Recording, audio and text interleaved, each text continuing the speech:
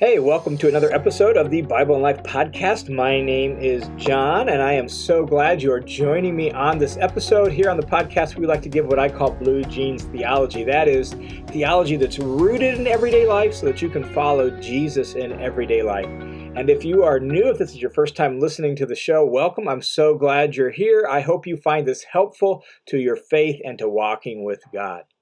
We are currently in the midst of what's traditionally called Advent, and Advent is a waiting season. It's those weeks leading up to Christmas where we're waiting and watching. And so Advent celebrates this idea of waiting. And so what we're doing here on the podcast, which we started in our last episode, is just really looking at the big story of the Bible and what we learn about walking with God and waiting through that story. And so in the first episode in this series, our last episode, we just reviewed really from Abraham all the way up to the fall of Jerusalem, which is about 1,500 years in the biblical story. We did that in 20 minutes or so. And so, man, we just hit the highlights on that. But we did it really looking at how God kept narrowing down the line of promise, making it more clear, more specific what he was going to do. And then all of a sudden we arrive at what is almost the very end of the Old Testament story.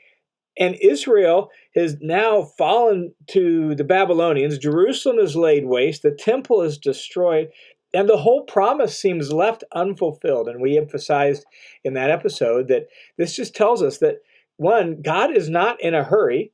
1,500 years, that waiting is in keeping with the sovereignty of God, and it's part of our walk with God. And even waiting in the midst of a giant what now? What now, God? Like, I don't understand how you're going to pull this out of the hat. I don't understand what you're up to. I don't understand how you're going to fulfill the promise. God, this doesn't make any sense. What now, God? That what now is part of walking with God. Waiting, watching, and asking what now is part of walking with God. Well, in this episode, we are going to pick up at that point and still really on this theme of waiting in view of kind of the Christmas season, right? And this Advent season of waiting. And I'll just be honest, as a kid, man, waiting for Christmas was like one of the worst things ever. I don't know if you have any of those memories. I do. It felt like it just took forever. Like Thanksgiving would come. That was awesome. That was great. And yet what I really wanted was Christmas. And the weeks between Thanksgiving and Christmas just moved torturously slow. It seemed like it would never get here, right? Like, and on Christmas Eve itself, we always waited for the cousins to come up, and we would all meet at my grandma's house, and we would have a big Christmas dinner at grandma's before we would go to the candlelight service at church. And it just seemed like it took forever for the cousins to get there. They lived an hour and a half away, and why aren't they here? And let's get this day going, and Christmas Eve, and everything took so long, right?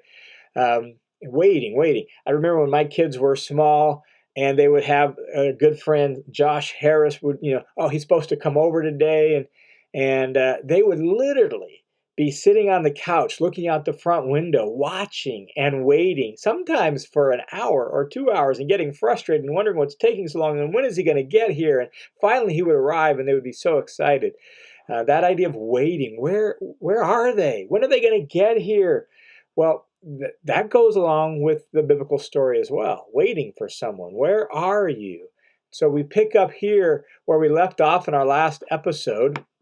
The Jews have been carried off to Babylon and into exile. Their nation has been laid waste and destroyed. Jerusalem and the temple are a heap of rubble. And where in the world is God in the midst of all of that? And so to pick up at that point and to set the tone, let me read you from the book of Lamentations. If you're not familiar with the book of Lamentations, it is a song of lament, a poem of lament, hence Lamentations, written by the prophet Jeremiah, who sat there and here's the rubble heap of Jerusalem and the temple. And as Jerusalem smolders and burns, Jeremiah watching, and this is what he writes. He writes in Lamentations chapter 1, "How deserted lies the city once so full of people. How like a widow is she who once was great among the nations. She who was queen among the provinces has now become a slave. Bitterly she weeps at night. Tears are on her cheeks. Among all her lovers, there is no one to comfort her. All her friends have betrayed her. They have become her enemies.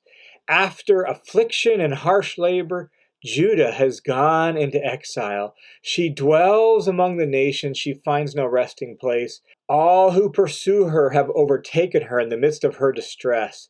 And then jumping ahead into Lamentations 2, how the Lord has covered daughter Zion with the cloud of his anger. He has hurled down the splendor of Israel from heaven to earth. He has not remembered his footstool in the day of his anger. Without pity, the Lord has swallowed up all the dwellings of Jacob. In his wrath, he has torn down the strongholds of daughter Judah. He has brought her kingdom and its princes down to the ground in dishonor. And those are the words of Jeremiah as he sits watching Jerusalem burn as a rubble heap.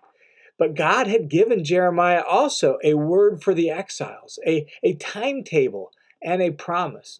In his major prophecy, the book of Jeremiah, Jeremiah 29, Jeremiah records this word of promise. It's actually part of a letter that Jeremiah is sharing with the exiles in Babylon. This is what Jeremiah writes, and this is what the Lord says. Jeremiah 29, verse 10 says, this is what the Lord says. When 70 years are completed for Babylon, I will come to you and fulfill my good promise to bring you back to this place. For I know the plans I have for you, declares the Lord, plans to prosper you, not to harm you, plans to give you a hope and a future. Then you will call on me and come and pray to me, and I will listen to you. Remember, these are the words to the exiles in Babylon. So Jeremiah is bolstering their hope with these words. You will seek me and you will find me when you seek me with all your heart, and I will be found by you, declares the Lord, and I will bring you back from captivity. I will gather you back from all the nations and places where I have banished you, declares the Lord, and I will bring you back to the place from which I carried you into exile. And so here's Jeremiah weeping and mourning the fate of Jerusalem in Lamentations. But then again, here's Jeremiah sending word of hope and encouragement to the exiles in Babylon that God is going to bring them back and that God has a plan to prosper them. And he even has a timetable. When 70 years are completed for Babylon, I will come and fulfill my word to you. And so this is going to be about a 70-year thing, Jeremiah is saying. Well, many years after Jeremiah wrote these words in both Lamentations and Jeremiah, many years later, Daniel the prophet, sitting in exile in Babylon, is studying the scriptures. And he comes across this very passage here from Jeremiah, and it struck him. And Daniel 9 tells us that he realized that God had promised only 70 years. So he sought the Lord with fasting and prayer, asking God to forgive the sins of Israel and to fulfill the promise that he had given through Jeremiah. And in Daniel chapter 9, in this fasting and prayer, reflecting on this promise from Jeremiah, Daniel says this in his prayer, Daniel 9:19, Lord, listen, Lord, forgive, Lord, hear and act. For your sake, my God, do not delay, because your city and your people bear your name. So here's Daniel watching and waiting and wondering where God is in the midst of all that's going on and calling on God to act. And God even gave Daniel visions of the kingdoms that would follow Babylon. And so God gave Jeremiah this word of hope that there's going to be 70 years for Babylon. Well, God made it more clear for Daniel and gave him some visions of what would follow after Babylon. And those visions are dark and somewhat mysterious, but God had told him there would be other kingdoms to come and that it was going to take longer than he thought for the promises to be fulfilled, right? Yes, the people would return home, but everything that God was going to do wouldn't be fulfilled in those initial 70 years, right? It was actually going to be 70 weeks of years. And that's what happened. The Babylonians were routed by the Persians in 539. They gave the Jews the opportunity to return to their homeland. Some of the Jews did pack up and head back to Jerusalem. Some stayed behind. Those that returned resettled Judea. They resettled Jerusalem. And after Jerusalem was resettled and rebuilt, then they worked on the temple It actually required a little bit of encouragement from the prophets Haggai and Zechariah to complete the task of rebuilding the temple. But finally, in 516 BC, the initial task of rebuilding the temple was complete. And even that was like a disappointment. Like they're back in their land. They at least got some of the city rebuilt. They're rebuilding their homes. They've got the temple now rebuilt. And yet the older people who remember the glory of the first temple look at this lame rebuilt temple and they weep, right? Ezra tells us that they weep because of this, right? Says this, many of the older priests and Levites and family heads who had seen the former temple wept aloud when they saw the foundation of this temple being laid, while many others shouted for joy. And there was just mixed emotions, some shouting for joy, this is great, this is awesome, this is wonderful. The older people are weeping. It's like, this is such a disappointment. I mean, I know it's good, but it's not what it used to be, and it's not the same. And not only that, once they got the temple done, the glory of the Lord never actually returned to the temple, like it had in the first temple. And so there's this disappointment. Lord, this isn't what I expected. Where are you, Lord? This doesn't seem like all you promised. And one of the most obvious things about God and about God's sovereignty is this. God doesn't work the way we expect.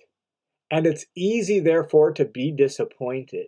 And it's easy to wonder where God is at and what God is up to. And that's what's happening here in this initial fulfillment. They've returned from captivity. The captivity, in some sense, is over, right? Like they've returned home, and yet they're still under the Persian control and Persian rule, and the Persians are still their overlords. They're rebuilding Jerusalem, but it's kind of lame compared to what it used to be. They're rebuilding the temple, and it's not the same, and God's glory never returned to it. And so, man, they're weeping, and it's disappointment. And it's this wondering, where are you, God? Well, the Jews settle down in the land. They rebuild their homes. They finish the temple. And now here they are, back into the ho-hum of life, and they struggle to be faithful to God. And so in the mid-400s, right? So maybe 440-ish, 450-ish, the mid-400s, Ezra came in and led some religious reform, trying to help the people be faithful to God. So he leads religious reform.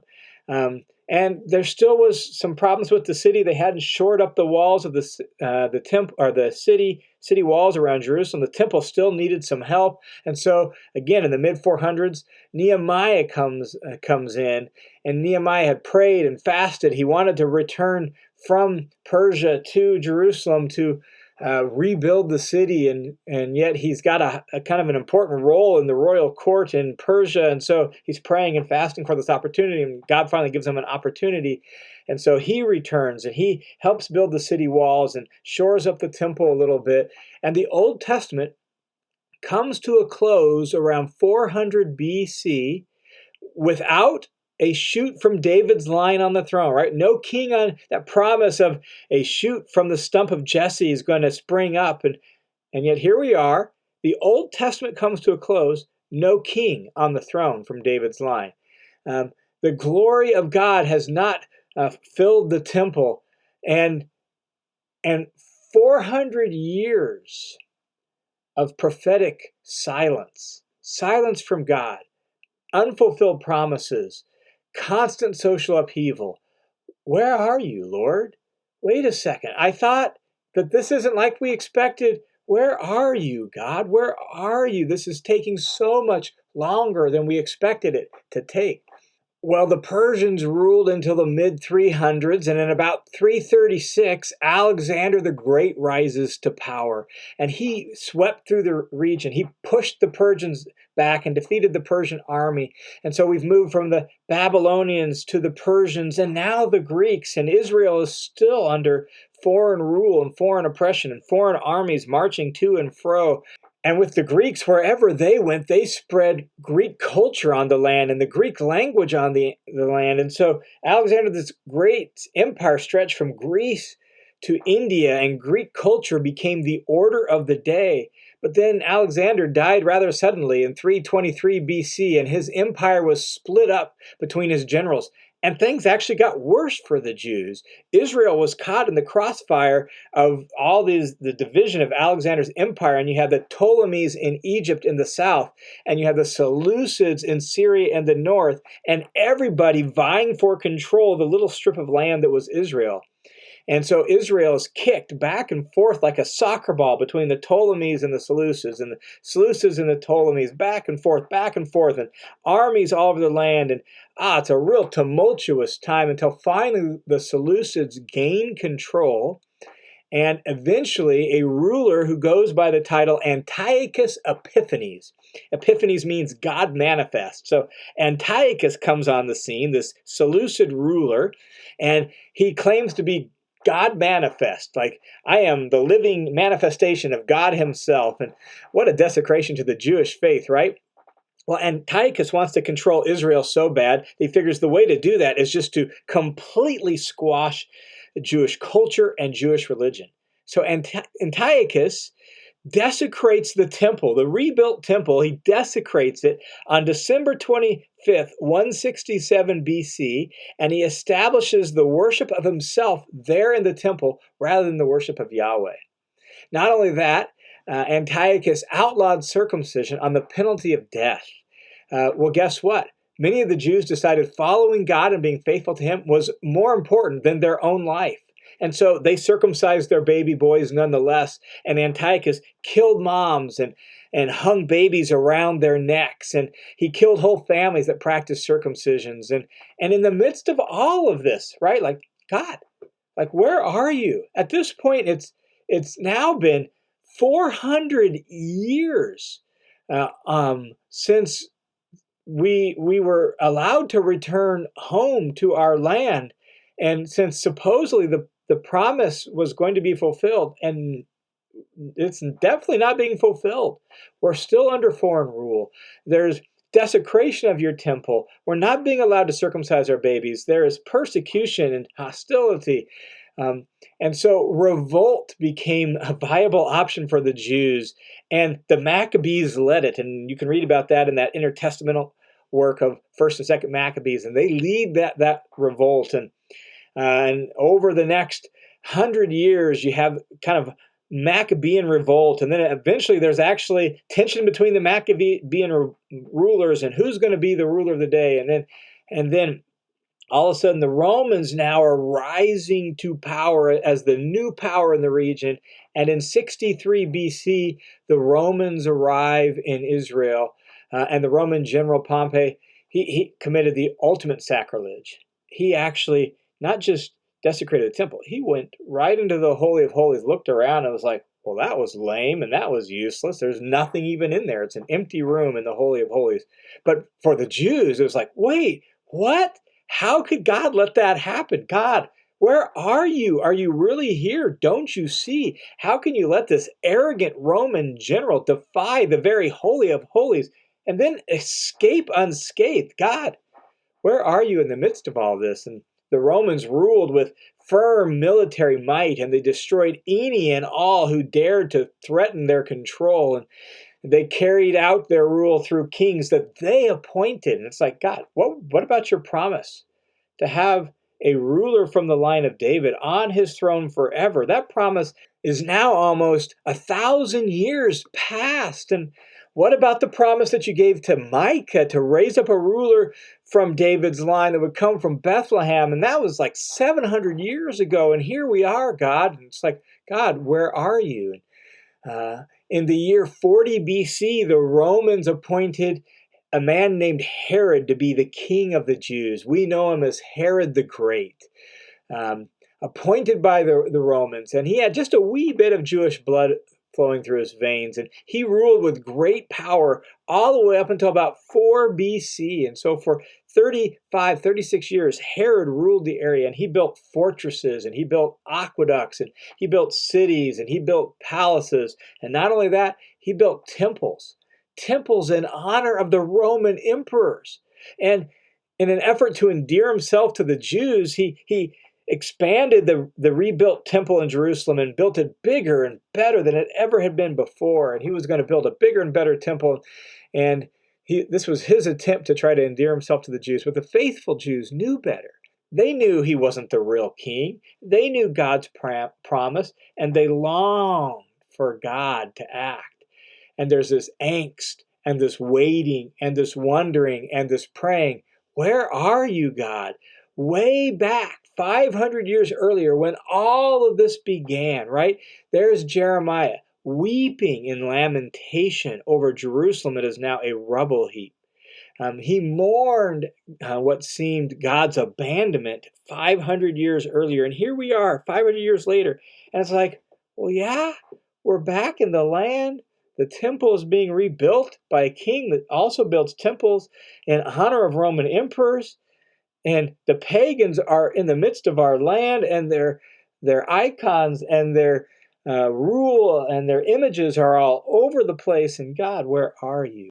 But here's the thing. As Jeremiah sits there lamenting the rubble heap that is Jerusalem, watching it smolder in ashes, Jeremiah also confessed his confidence in God.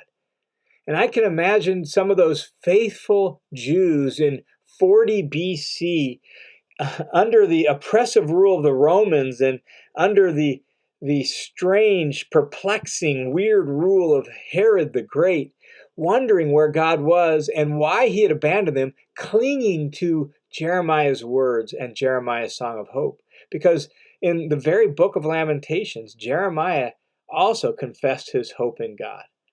And this is what Jeremiah wrote.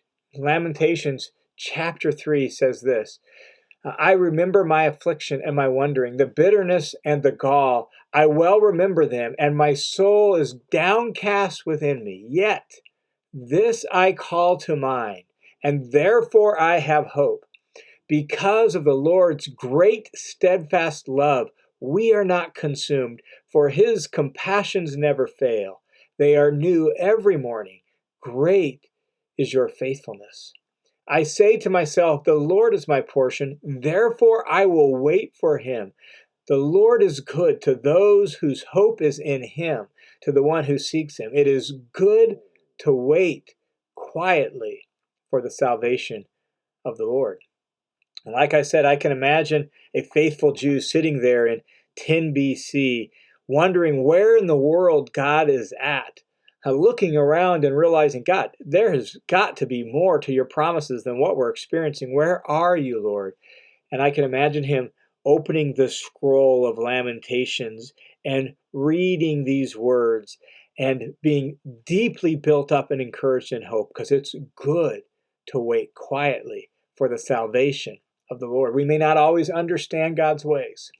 We may not always understand God's slowness or even his silence. Imagine that, 400 years with no prophetic word from God, and wondering, God, where are you in all of this? We may not understand his silence. Sometimes it seems like God even goes into hiding. But guess what? That's all recorded in this story too. And so we know it's part of the life of faith. And in those moments, may we cling to these great words of determined waiting for God. The steadfast love of the Lord never ceases. His mercies and compassion never come to an end. They're new every morning. Great is your faithfulness, O God. It is good to wait quietly for the salvation of the Lord. And so God's faithful people then and God's faithful people today often find themselves waiting on God. And so as you wait for Christmas this year, again, I encourage you to sit within the story.